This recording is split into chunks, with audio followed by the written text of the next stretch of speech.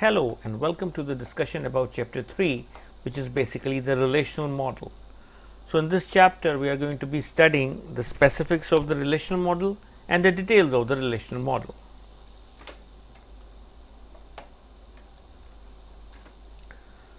So why should we study the relational model, right? That's the basic question that comes to the mind. And what are the reasons? Most widely used model.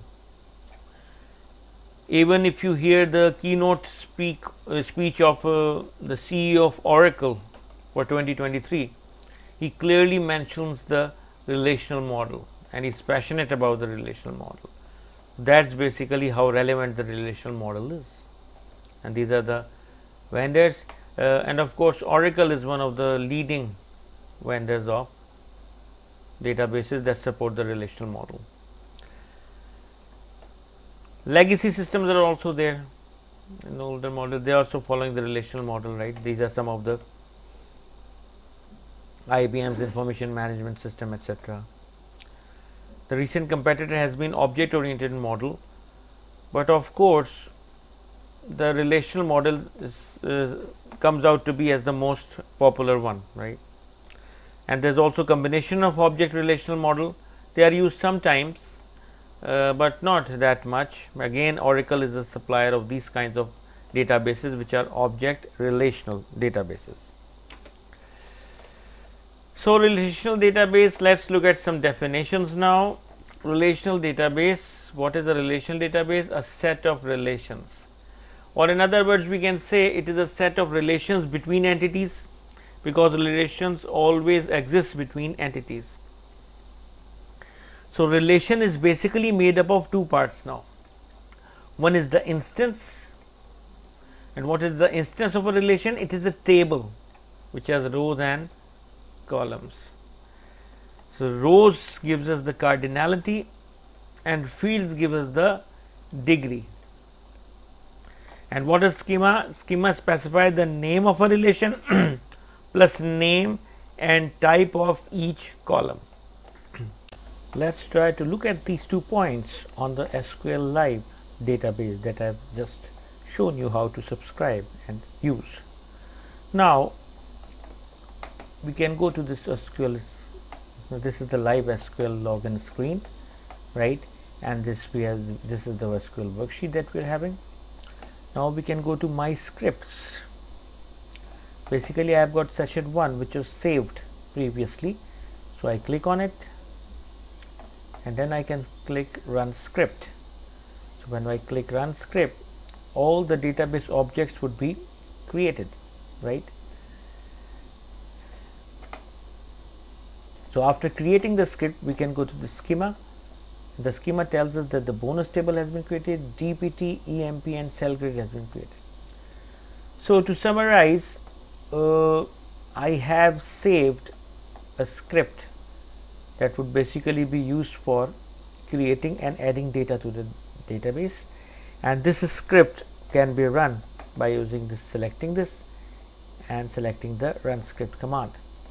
So once we have the script run, now we can go to the SQL worksheet and then we can have that thing, right? Let's look at EMP table, right? So we can run, highlight it and run, and this is the EMP table, right? So the point is, whenever you quit SQL, live SQL, the next time you log in, you'll first have to run the script to create all the tables. So these tables, when we commit, they are lost when the session is ended. So this basically what this information, this is the schema of EMP. It is telling the name of each column with the type of the column, right, and the constraints. So this is basically the schema, and we can get idea about the instance also, right? How do we get idea about the instance? We can use select static from EMP, right, and then we can click run on it and we'll have the output, right? So now there are 14 rows selected, right? There are 14 entries, right? So now basically when we look at the instance, the number of rows is the cardinality, right? So going over here, how many rows do we have in the EMP table? 14. So the cardinality is 14 and the fields are 8 fields, right? So we can think of a relation as a set of rows or tuples. Rows are also called tuples. So we have 14 tuples in the EMP table, like we discussed before,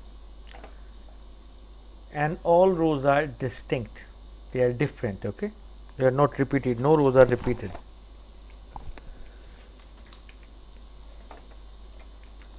So in this relation, right, this is student's relation, the cardinality is 3 and the degree is 5. So do all columns in a relation instance have to be distinct? The answer would be not necessarily, right? All columns need not be distinct, some columns may repeat, only the key fields need to be distinct. For example, SID is the key field over here, so it needs to be distinct. So relational query languages basically introduce a major strength of relational model. And what is the strength? It's powerful querying of data. The number of questions you can ask a database is given by a very powerful querying language.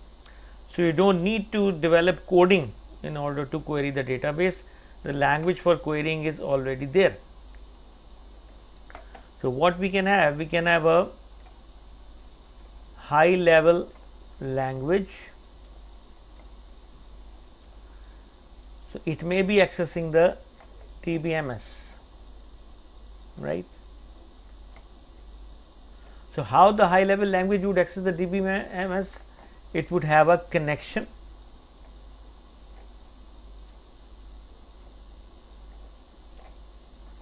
and the high level language would use this connection to connect to the DBMS, and the high level language would use the SQL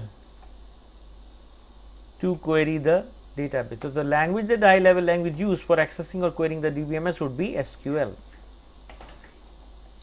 So queries can be written intuitively and the DBMS is responsible for efficient evaluation.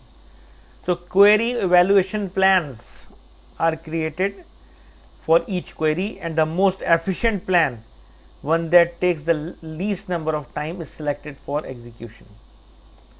So what is the key for all these good things? Precise semantics for relational queries. So we have precise semantics and rules for relational queries, which allows the optimizer. Optimizer is a module that is used for efficient evaluation of the queries. So optimizer is basically reorders operations to ensure that the answer does not change, but it would ensure efficient evaluation. Now there have been, the SQL has been developed by IBM System R in the 70s. So there was a need for standard. So several standards were introduced. SQL 86 was one standard, SQL 89 was a minor revision, SQL 92 was a major revision, and SQL 99 was the major extensions, and which is the current standard. So the SQL that we use today is basically SQL 99 that we are using. So we can use the SQL query language to carry out many different operations, right? To find all 18 years old students, we can write select static from student S, where S dot age equals 18. So what would be the result of this? All the students whose ages are 18. To find just names and logins, replace the first line, select S dot name, comma S dot login instead of static. Static means all, and if you don't want to use all the information, we can select the required information, right? Let's say we want to write a query to select the e-name for all employees whose department number equals 20. So what we can write? We could write select e-name from EMP E, or we can write e dot e-name from EMP E, where e dot DEPT number equals 20, right. So, this is our query and we can execute it to get the answers, right.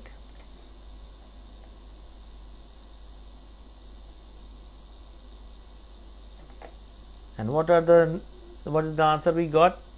We got these names: Smith, Jones, Scott, Adams, Ford, right. We could also do one more thing to verify. E dot DPT number could be added over here just to verify our results whether they are correct or not, and we could run it to get the answer. And now we can also verify that the query was correct because the DPT indeed of all these employees is department number 20. Okay, now we can query multiple relations, right, and this is an interesting concept. So, we select name from S and course ID from E and from students S. What is S? Students, instance of students, and what is E? Instance of enrolled. And what is the criteria? Where S dot SID equals E dot SID and E dot grade equals A. So, what is the first criteria? That the SID of both of the selected entry should be the same and the grade should be an A. Now, let us look at these tables, right. This is the students relation which contains the primary key SID, right, and this primary key SID is referenced as a foreign key in this enrolled relation. So, enrolled is called as the referencing relation because it is having this foreign key, and student is called as the referenced relation because it has got the primary key. So, now let us select which rows would be selected based on student ID and SID, right. The SID student ID should be the same, right. So, 53831, so 53831 would be selected, 53832, 53832, this road would be selected, 53650, so 53650 would be here, and 53666, this row would be here. So, this is the selection according to condition first, which is that the SID and student ID should be the same in both tables. What is the other condition? E dot grade should be an A, right. So, we will select from here the person whose grade is an A, right, and 53650, right. So, what would be the answer? 53650, because 53650's grade is an A. So, this is basically, and the 53650, what is the name? It is Smith. So, the answer is Smith. And what is basically the course ID? Course ID is topology 112. So, this is the answer, Smith and topology 112.